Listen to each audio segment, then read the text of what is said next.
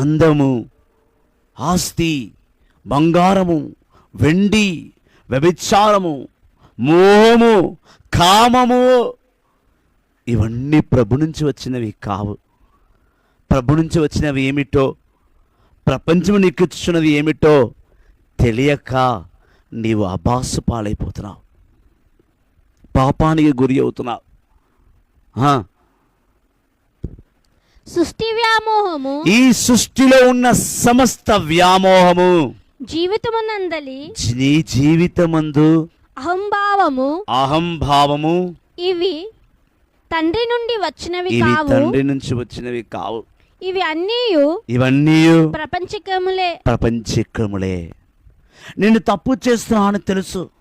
తాగడం తప్పు, డ్రగ్స్ తీసుకోవడం తప్పు, గంజాయి తాగడం తప్పు, గుట్కా తినడం తప్పు,